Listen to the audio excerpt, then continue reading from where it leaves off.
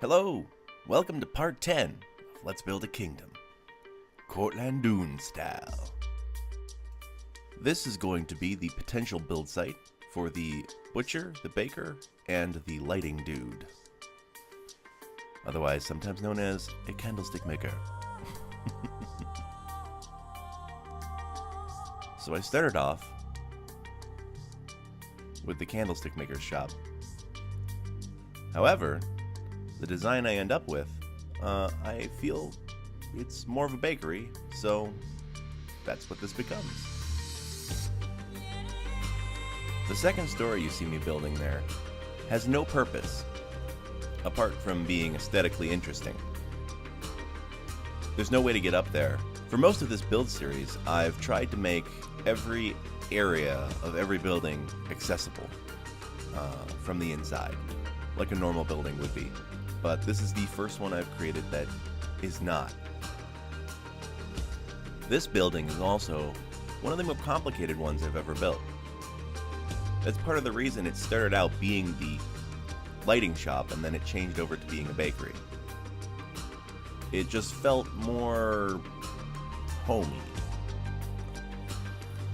As we finish the bakery here, I'm putting down outside decorations, and I'm playing with the doorway a lot. I'm not exactly sure how I want that to look. Another thing I'd like to point out is the use of trap doors as shutters on windows. I really like the look that kind of gives. It's very country, which I think is somehow associated with bakeries, somehow.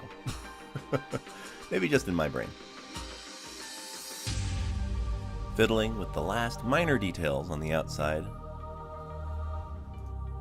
And lastly, putting up the signs of a loaf of bread and a cake.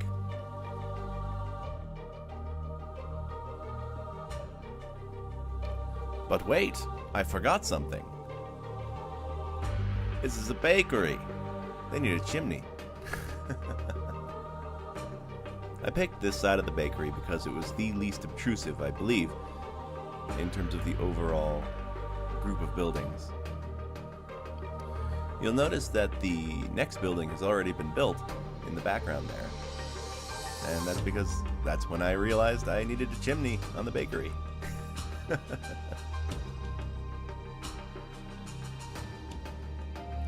I created a very simple design for the chimney and quickly decided that I would like it to be a little bit more complicated.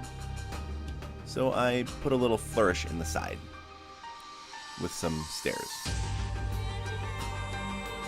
which I thought was interesting because it looks a lot like the way the stairs cut into it on the other side.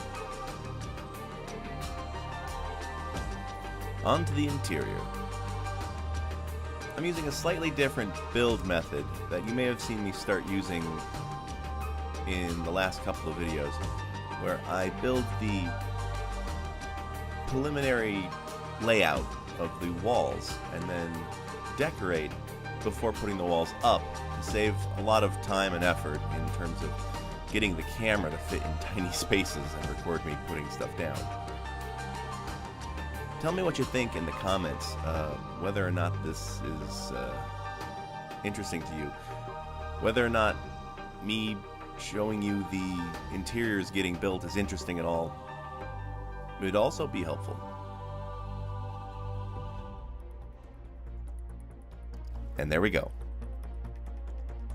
This is the interior of the Cortlandune Bakery.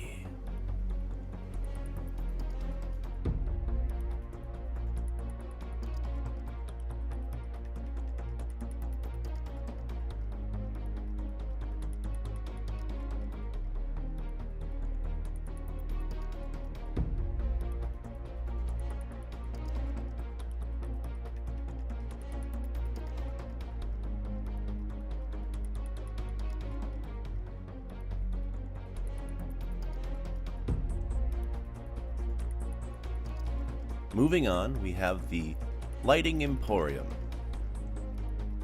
For all your torch and redstone lighting needs.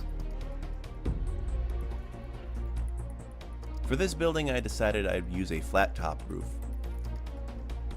I then put down stairs on the sides to make it a little bit more interesting, and those quickly turned into a slope. And now we have this. Of course, I didn't like the stairs being all the same color, so I switched them out with the lighter steps.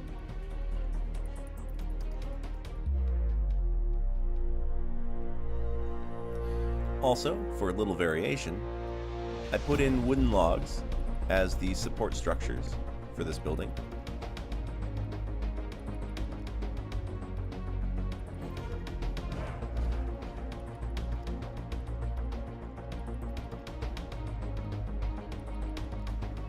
And now I will add some color variation to the wood and put in the floor for the inside.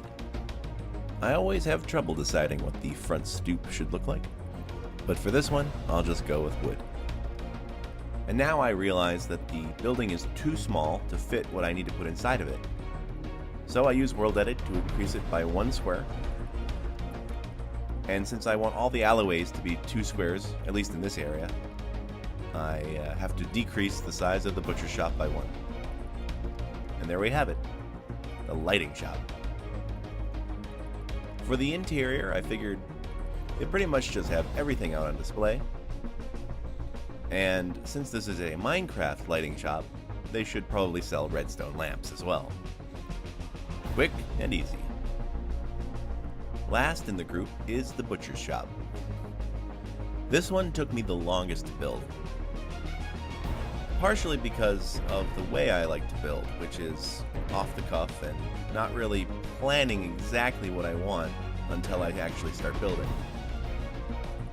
I very, very quickly get the shape that I want right away. So what you see here is pretty much the final design shape of what it's going to look like. I, however, get hung up on every other aspect of the building, like where the chimney is placed, how the roof looks, is it detailed enough, that sort of thing. Here you can see me testing out wooden stairs as wall decoration, and of course fiddling with the roof texturing and the shape of the top of the roof a little bit. Here you can see my avatar pausing for quite a while, thinking about what I want to do, and I decide to experiment. I changed the whole building over to cobblestone, attempting to make it feel more like a butcher shop to me. And I'm playing a lot with the corners, trying to get them to look interesting to me as well. But as you can see, what I decide to do is make the lower 2 squares out of cobblestone and everything above that out of wood, which is a fairly common practice in older buildings, to have a stone foundation and a wood everything else. The exterior building process of the butcher shop took far longer than I expected. If this series weren't sped up, it would take about an hour and a half for me to finish what you just saw in about a minute. As I work here on the interior of the butcher shop, you'll notice a small hole in the floor. That's the lower cellar where they're going to keep all their meat. I cut it a little bit close on proximity to the river along the side of the butcher shop and the front street above where this is being built.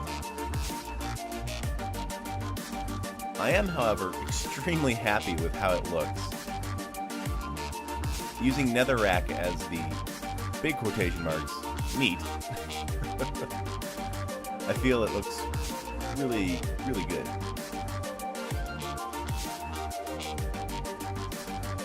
And now we're done for this week. That was the baker, the candlestick maker, and the butcher's shop. All done. Next week, we're going to be doing something with this space. Now, I don't know if you remember or not, but I hadn't really decided what I wanted to do with this area, and I finally figured it out. Catch you guys next time.